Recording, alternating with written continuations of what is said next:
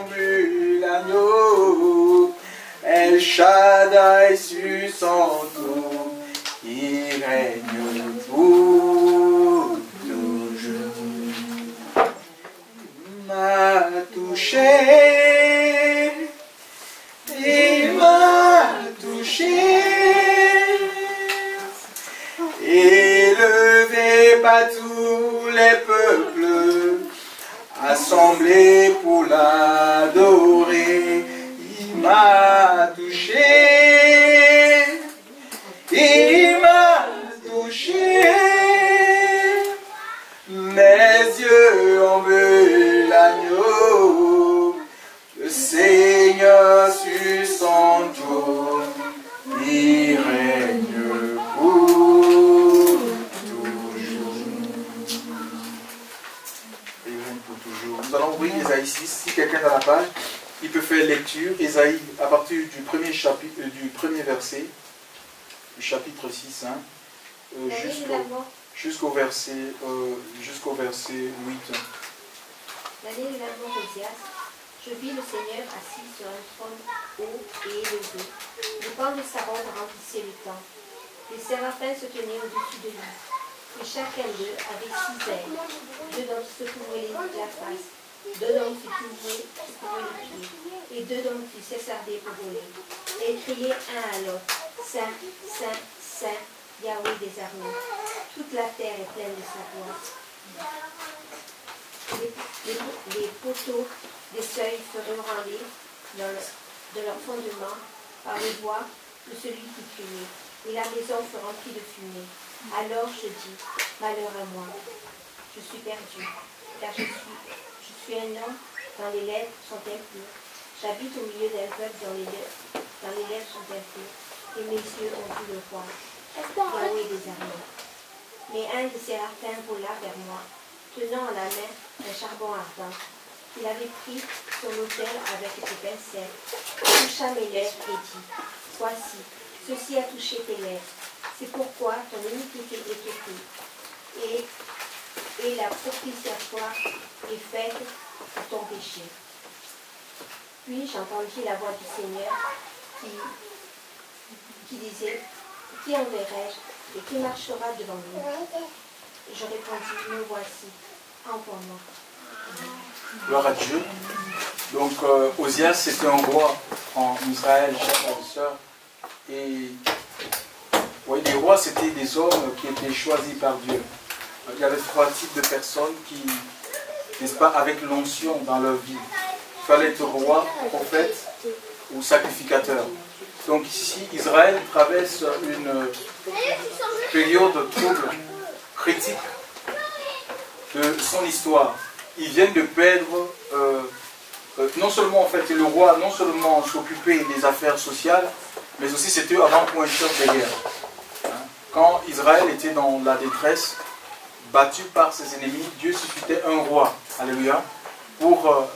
Et donc, quand le roi était fidèle à Dieu, le royaume d'Israël connaissait ce qu'on appelle la stabilité et la prospérité. Alléluia. Et ici, le roi vient de mourir. Le roi, il est mort. Il fallait sûrement un successeur, il fallait quelqu'un pour conduire le troupeau du Seigneur. Que va faire, et c'est un bon réflexe qu'a eu le prophète Jérémie, le prophète Ésaïe, autant pour moi, il est allé chercher la face de Dieu. Alléluia. Aujourd'hui, nous ne prenons plus du temps, même que ce soit dans les assemblées, chers frères et sœurs. On établit les gens sans consulter le Seigneur.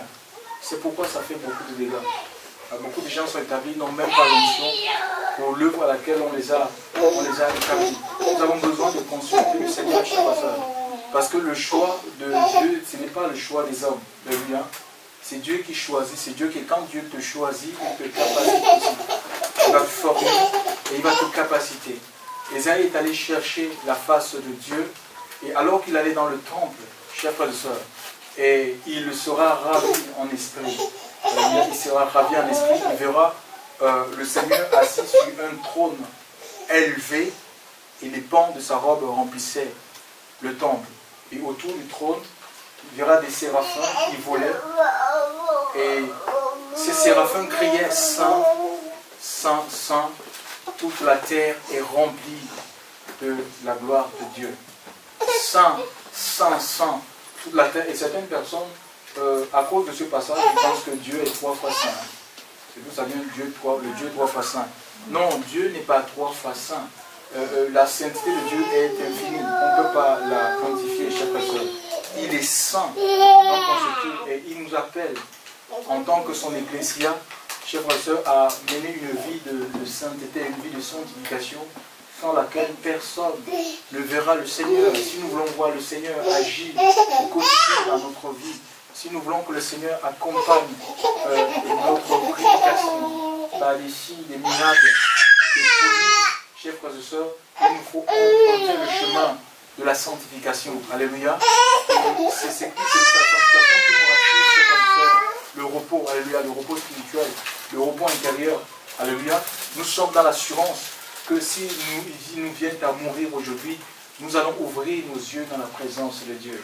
Ouais, les anges ici, les anges qui volent autour du trône, vous comprenez, c'est vraiment, c'est des êtres qui sont glorieux, c'est des êtres glorieux, parce que le Seigneur est saint, donc tout ce qui peut s'approcher du Seigneur ne peut être que saint. Alléluia. Donc imaginez ces anges, ces séraphins. Séraphins, ça veut dire brûlant, saraph, en nouveau, brûlant. C'est des anges de feu. Et qu'est-ce qu'ils font? Le prophète Ésaïe voit en fait que ces anges avaient 6 ailes. Ils avaient 6 ailes. L'Écriture nous dit que 2 dont ils se servaient pour se voiler la face. 2 dont ils se servaient pour voler. Et 2 dont ils se servaient pour couvrir les pieds. On va essayer d'expliquer. En fait, les ailes pour se voiler la face. Imaginez que Ésaïe est devant le Seigneur. Donc il contemple la gloire de Dieu. Il contemple la beauté du Seigneur. Et les anges autour de lui aussi, c'est des êtres glorieux. Il y avait des anges autour de lui. Et imaginez un peu que nous avions un trône. Il y a là assis un être glorieux et qu'autour de ce trône, il y a d'autres êtres. Alors, pourquoi ces êtres, ces anges voilent-ils? Pourquoi ferment-ils leur face? Ils se voilent la face en fait. Ils se voilent la face pour qu'une seule personne soit vue. Sinon, le regard du prophète serait, le prophète, son regard, il n'aurait pas le regard fixé sur Jésus. Il devait regarder les anges à droite et les anges à gauche. Et les anges, c'est les messagers. Ce sont des messagers. Écrits à l'ange de Smyrne, écrits à l'ange de Pergame. C'est ce que nous sommes. Ce sont des porteurs de la bonne nouvelle. Et Dieu nous appelle, chers frères et sœurs, à nous voiler, même qui que nous sommes. Peu importe le don, le charisme que nous avons reçu. Même si tu es une grande visionnaire, un grand visionnaire, c'est pas toi tu ne dois pas te mettre en avant. C'est le Seigneur qui doit être vu dans toutes nos actions. Alléluia. Tout ce que nous faisons doit élever un seul nom. Ça ne m'élève pas. Ça n'élève pas mon mouvement. Ça n'élève pas ma vision. C'est le Seigneur qui doit être élevé. Alléluia. Et l'Écriture nous demande d'avoir nos yeux fixés sur le chef et le consommateur de notre foi. Et oui, le consommateur de la foi, c'est Jésus. Alléluia. Donc on doit regarder au Seigneur. Oui, Dieu peut se servir des hommes, mais n'en faites pas des idoles. Alléluia. Nous devons toujours avoir, parce que ça reste des hommes. Et les hommes sont sujets aux faiblesses. Ils sont sujets aux chutes. Alléluia. Il faut voir, si vous ne voulez pas être déçus, nous devons aussi la foi, les ailes. Il y a des ailes dont ils se servent pour voler. Ça nous parle des ailes de la foi. Il y a des recueils qui sont écrits et qui sont appelés les ailes de la foi. Oui, la foi nous détache de la terre, la véritable foi. La foi qui est établie pas dans les visions de la chair, les visions d'hommes.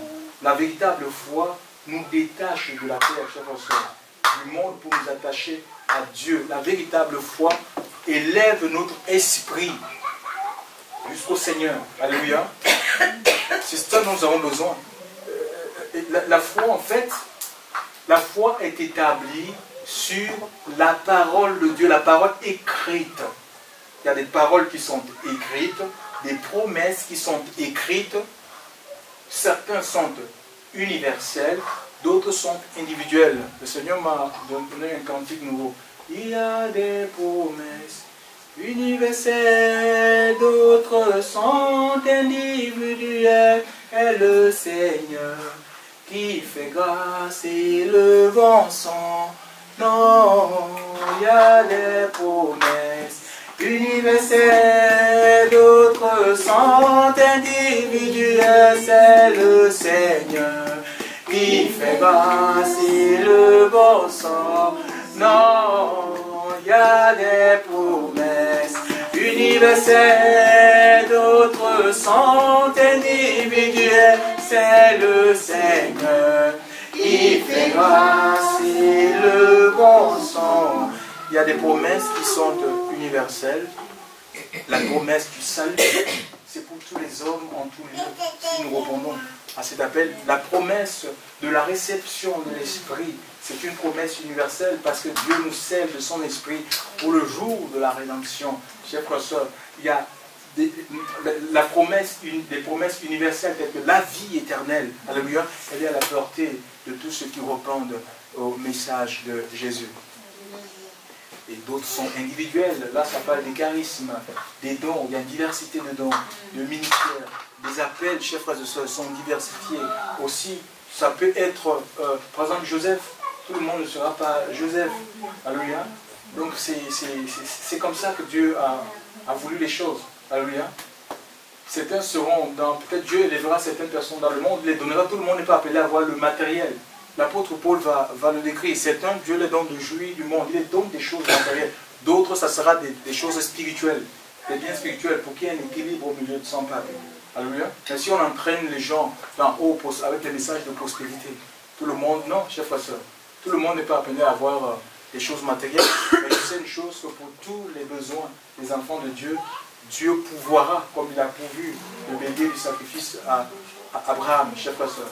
Le Seigneur pourvoira, on a besoin tout simplement du contentement, hein, le contentement de la foi. Hein. On n'a pas besoin de nous casser la tête pour les choses de la terre. Alléluia. L'Écriture dit que si nous avons le manger, le boire, le vêtement, cela nous suffit. Ceux qui veulent s'enrichir, ben, ils tombent dans le piège. Il y en a beaucoup, chers frères et sœurs. Alléluia. Donc il faut savoir ce pourquoi Dieu t'a appelé. Alléluia. Oui, on n'est pas appelé à faire les mêmes choses ou à être pareil. Certains seront prédicateurs, d'autres pas. Dieu va les utiliser dans l'intercession. Hein, c'est la complémentarité. Il y a une interdépendance dans le ministère. Alléluia. Le ministère se complète. C'est ça, la foi est établie non seulement sur la parole écrite, la parole du Seigneur, mais en même temps, elle est aussi, hein, la foi vient de ce qu'on entend. Ce qu'on entend est de Dieu. Dieu peut parler à ton esprit directement. Il peut te donner une directive. Tu peux recevoir une directive de la part de Dieu. Il peut y avoir des choses dans ton intimité que le Seigneur te dit, voilà, je vais faire ça avec toi. Et ça, ce n'est pas écrit. Mais si c'est Dieu qui le t'a, comment tu as cette conviction. Tu as cette conviction dans ton cœur. Tu as la paix intérieure. Par rapport, tu peux même traverser des moments de trouble, d'inquiétude, de peur. Seigneur, est-ce que Satan peut s'aimer, essayer de s'aimer le doute en toi? Mais le Seigneur va te le rappeler, en fait. Il va te le rappeler à travers une vision ou pas. En écoutant un homme de Dieu, il va revenir sur ça pour te fortifier, pour t'encourager. Hein, pour te dire que la promesse, elle est vraie. Hein, mais après, ce n'est pas nous qui définissons les temps.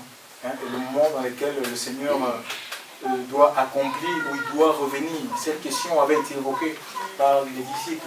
Il dit, mais ce n'est pas à vous de fixer les temps que le Père lui-même a prévu, a décidé de sa propre autorité. Vous, restez à Jérusalem, dans la chambre haute, et voilà, vous recevrez une puissance de Saint-Esprit sur vous, et vous serez mes témoins. Alléluia. Donc la véritable foi, ça nous détache, chers frères et sœurs, ce n'est pas des illusions. Ce n'est pas des illusions ou des caprices qu'on a. Chers frères, c'est des envies de la chair. On dit, j'ai la foi et Dieu va réaliser. Non, c'est ses promesses. Quand nous lisons l'histoire de Simeon, c'était écrit, la foi établie sur ce qui est écrit. Ésaïe, Jésus avait été prophétisé par Ésaïe, le prophète. Il y a plusieurs prophètes, pas que le prophète Ésaïe, qui a parlé de la venue du Mashiach. Simeon nous dit l'Écriture, l'Écriture nous dit qu'il est divinement averti. Donc ça, ce n'était pas écrit. C'était quelque chose dans son intimité qu'il avait reçu dans le livre de Luc. Qu'il ne mourrait pas sans avoir vu la consolation d'Israël. Donc ça veut dire qu'il a reçu quelque chose, mais qui était déjà confirmé dans la parole. Et nous voyons qu'à un âge avancé, peut-être à l'époque, on l'a dit, mais depuis que tu nous as partagé ta vision, on ne voit pas les choses, c'est quand tu es vieux, tu vas mourir, non? Et que tu nous dis quand ton mari et Joseph sont allés présenter leur fils Jésus dans le temple, Simeon, poussé par l'esprit, il s'est rendu. C'est l'esprit de Dieu. C'est un homme qui était rempli de l'esprit, chers frères et sœurs. Vous savez, si nous voulons rentrer dans les promesses de Dieu, si nous voulons rentrer dans notre établissement, nous avons besoin d'être que nos vies ont besoin d'être contrôlées non par les hommes, non par les structures, les organisations. Tu dois dépendre de Dieu, chers frères et sœurs. Tu dois chercher la sensibilité. Et ça demande un détachement total, chers frères et sœurs. Nous devons être entiers pour le Seigneur. C'est l'Esprit de Dieu qui nous entraîne dans les promesses de Dieu. Ce n'est pas notre propre chair, ce n'est pas en multipliant des jeûnes de 40 jours. C'est bien, mais s'il n'y a pas l'obéissance, si on est vraiment pour le Seigneur, ça veut dire qu'on est un religieux. Et on ne verra rien du tout, chers frères et sœurs. C'est l'Esprit de Dieu qui doit t'entraîner, de même que l'Esprit conduisait Israël, chers frères et sœurs, dans le désert du Sinaï. Oui, c'est la nuée. Le jour, c'est une colonne de nuée. Et la nuit, c'était une colonne de feu. Et il arrivait, la nuit s'arrêtait. Ils étaient obligés de camper. Ils étaient obligés de faire du stop avec Dieu. Hein? C'est comme dans les voitures. Hein? On roule la femme monter pour arrêter. Ça. Il y a des stops. Alléluia. Nous, on veut aller vite. On aime le mobilisme. Le mobilisme religieux. L'activisme religieux, chers frères et sœurs. On veut faire à la place de Dieu. Il y a des stops avec le Seigneur. On n'est pas des activistes. Aujourd'hui, je prêche. Demain, le Seigneur peut me mettre à part et me dire, bon, voilà, je veux que tu te mettes à part. Nous voyons des exemples dans la Bible avec les prophètes. Le prophète Élie, il est détaché pour aller vivre dans un torrent, détaché des hommes. Et le Seigneur peut nous détacher pour un temps. Alléluia. Parce qu'il a peut-être des choses à nous communiquer. Alléluia. Moïse s'est détaché pour un temps devant le peuple parce qu'il fallait qu'il reçoive la Torah, la loi. Alléluia. Ce n'est pas pour rien. Dieu ne nous détache pas pour qu'on se sépare de manière absolue. Non. C'est parce qu'il veut nous communiquer quelque chose afin de revenir devant le peuple pour le bénir. Alléluia. C'est une vie de renouveler. Dieu veut nous renouveler. Chers frères et sœurs, c'est pourquoi c'est important de construire l'intimité, vraiment d'être à l'écoute, non pas des hommes. Alors faudrait-il discerner si ce que les hommes nous disent est en accord avec les Écritures. Chers frères et sœurs, la plupart des églises que vous voyez là, les bâtiments religieux, même les assemblées de maisons, elles sont dirigées par les démons. Ce n'est pas le Saint-Esprit qui conduit. Vous n'avez qu'à voir l'œuvre. Dieu dit aujourd'hui, il faut, pour cette salle, il faut mettre des rideaux bleus. Après l'autre semaine, ce sont des rideaux blancs. Mais ce n'est pas ça la conduite de l'esprit. Ou imposer quelque chose. Imposer une vision. On n'a pas imposé. L'Esprit de Dieu convainc. Alléluia. L'Esprit de Dieu convainc les cœurs.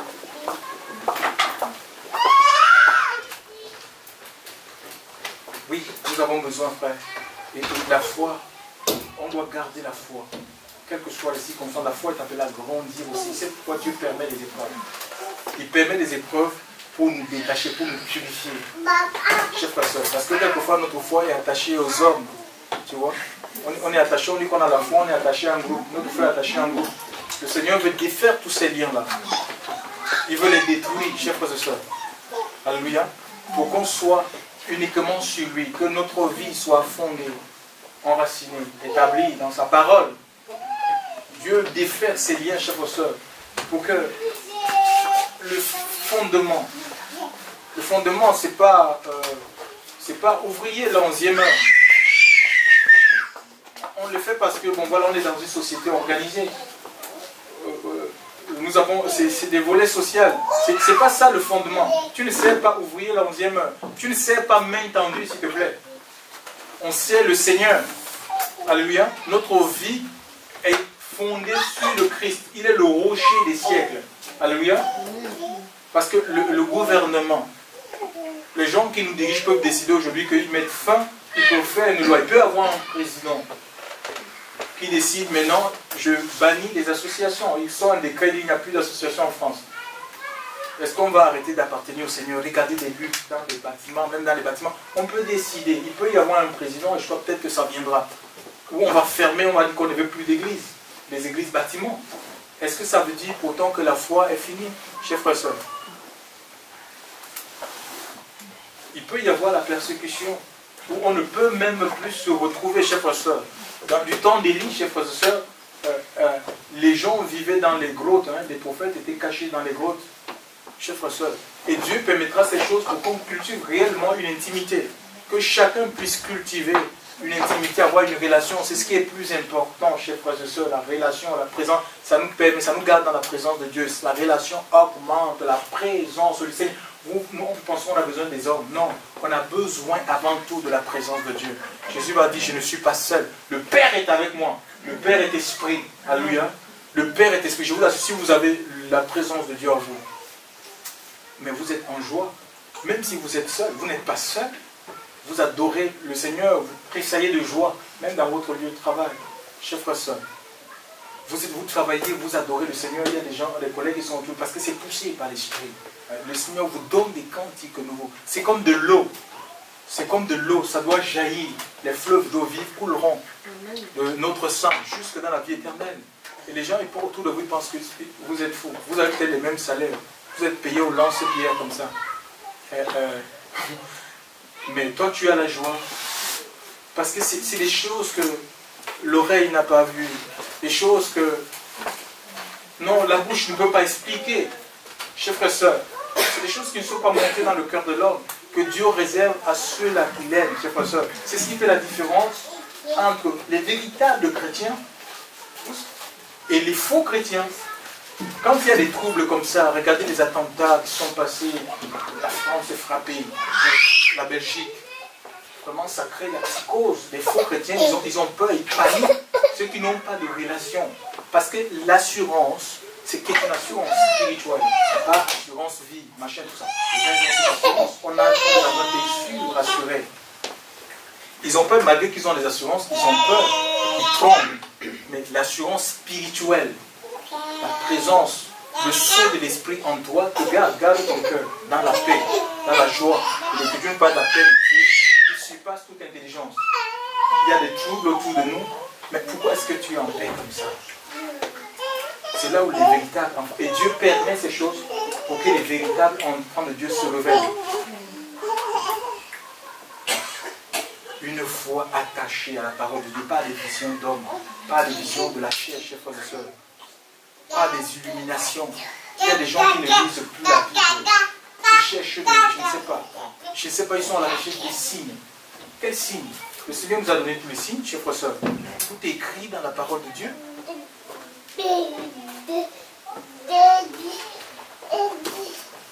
On doit être attaché au Seigneur.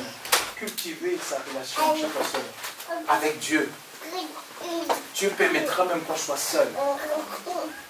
Dieu le permettra, parce que tellement il est jaloux. Il nous veut pour lui. Il nous veut pour lui. Chaque fois seul dans le Seigneur. Des 6 ailes, 2 dons, ils se voilaient la face.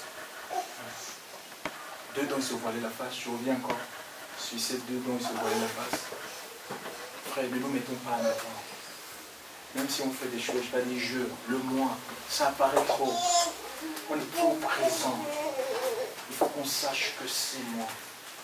Non, le moi doit disparaître. L'apôtre Paul dit, ce n'est plus moi qui vis, Seigneur vive pleinement dans nos cœurs. Il faut que le Seigneur vive pleinement dans nos vies, chers frères et sœurs.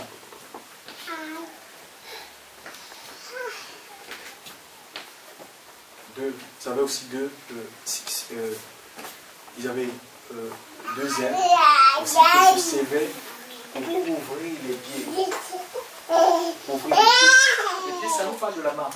Vous voyez, quand on marche là, il y a la poussière. Hein. Le pied peut prendre la poussière, la pureté. Et nous avons besoin, c'est la parole de Dieu qui nous couvre, qui nous garde de l'impureté, de la sainteté sur notre semaine. Mais il faut la connaître, il faut connaître la volonté de Dieu. La volonté de Dieu, d'après, je crois, 1 Thessaloniciens 5, verset 4, c'est que nous, qu'est-ce que ça dit? On peut lire ça sur nous.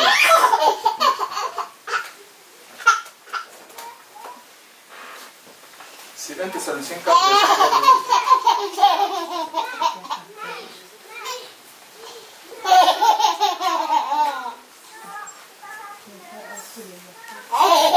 1 Thessaloniciens 4, verset 3, qu'est-ce que ça dit?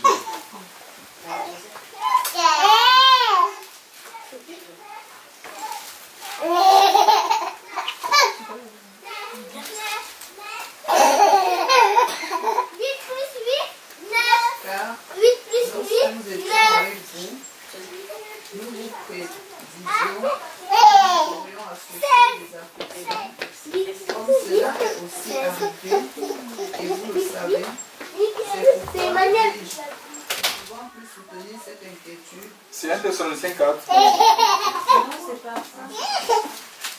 Je lis. Oui, 1 Thessaloniciens 4, verset 3.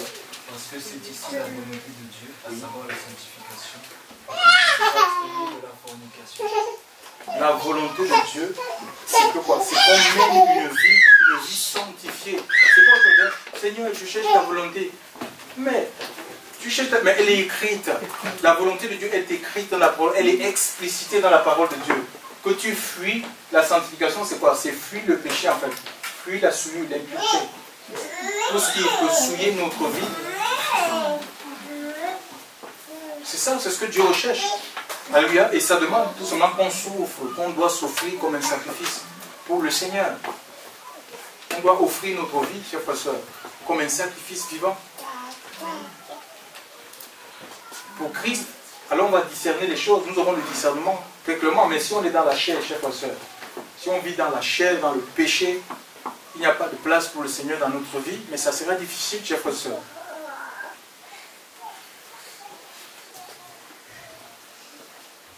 Isaïe le prophèt, quand tu verras la gloire de Dieu, les pans de sa robe remplissant le temple, mais l'Écriture nous dit, il va se mettre comme les gens va tomber, il va penser que c'était la femme de lui.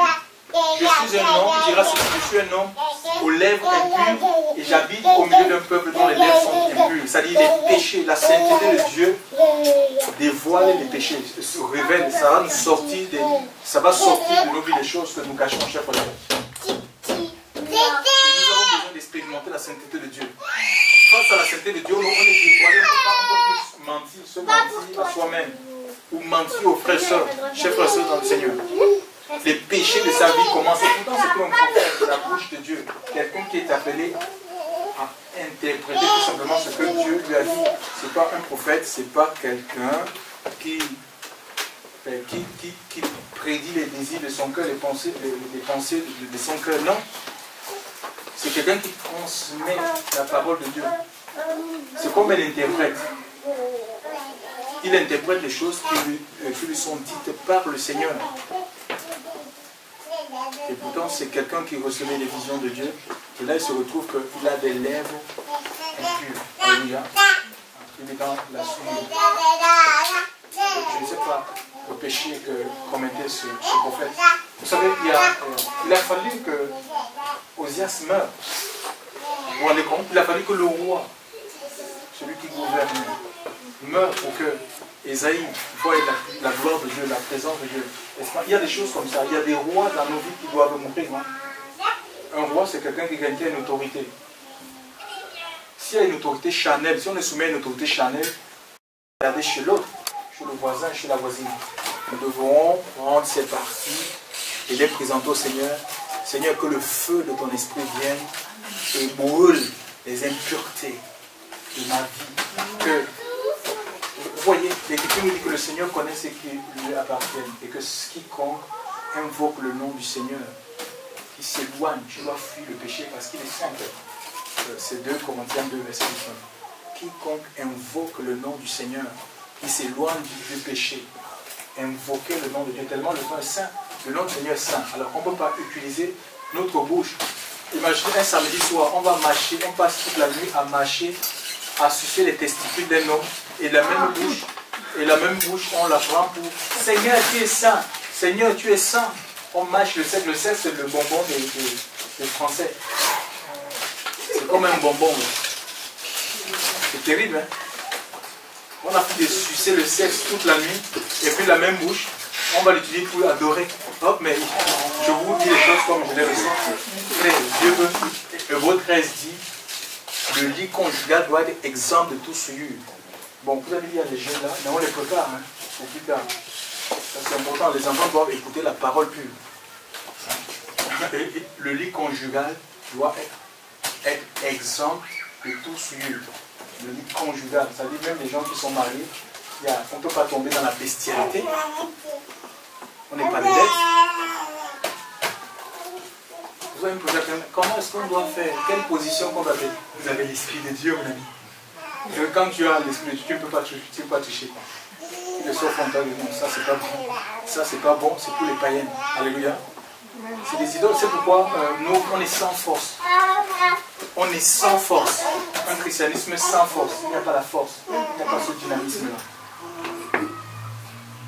Une pureté de lèvres. Puis on est étonné, il n'y a pas les ossements. On brille, on brille, on brille. Dieu veut les vies sanctifiées chaque personne. Imaginez ce prophète quand il a confessé, il a reconnu son égarement. Il a reconnu l'impureté de ses lèvres. Il va entendre une voix. Le Seigneur va dire, qui enverrai-je?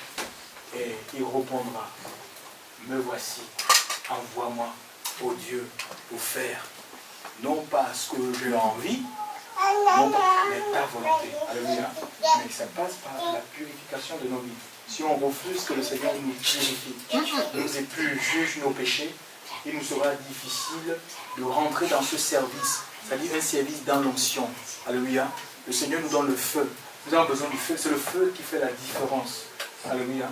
Le feu qui fait la différence en ce qui concerne l'œuvre de Dieu. On fait des hommes et des femmes de feu. Et le feu est à la portée. Le feu de Dieu est à la portée de tous. Alléluia. Et c'est la décision de chacun. Je veux une vie tiède, morte. Je veux une vie remplie de zèle. Alléluia. Je veux être zélé. Je veux que Dieu me rende zélé pour lui. Mais ça demande que je me donne entièrement à Dieu. Tu vois, quand on s'est donné entièrement au Seigneur, on a eu du mal à entendre la voix de l'Esprit. Alléluia. Le Seigneur nous parle. Dieu nous parle et donc on peut entendre sans qu'il y ait de confusion. On sait que ça c'est Dieu. C'est Dieu qui m'a parlé. Voilà, je veux nos vies, chers frères et sœurs. Je veux nos vies. Je veux des vies sanctifiées. C'est des chrétiens sanctifiés qui seront enlevés. Alléluia. C'est la sanctification qui nous met en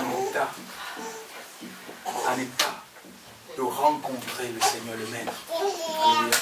Jésus revient.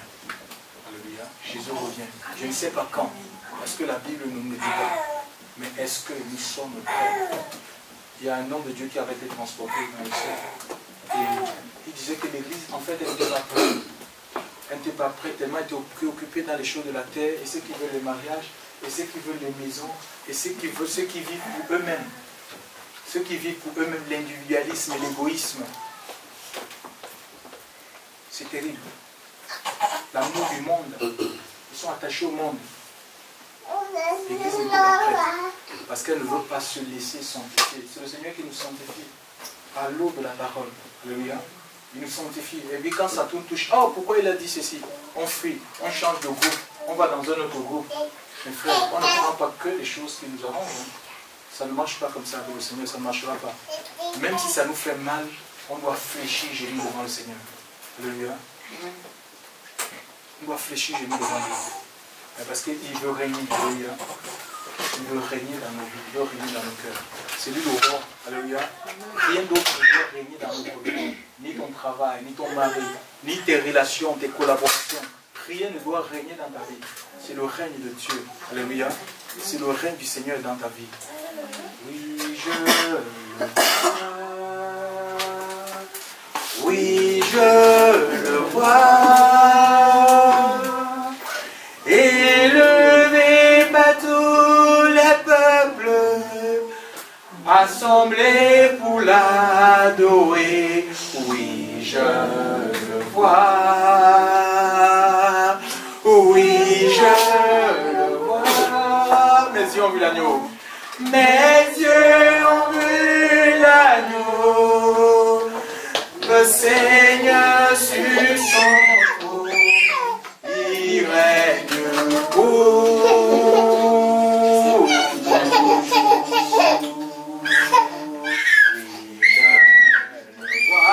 oui, je le vois.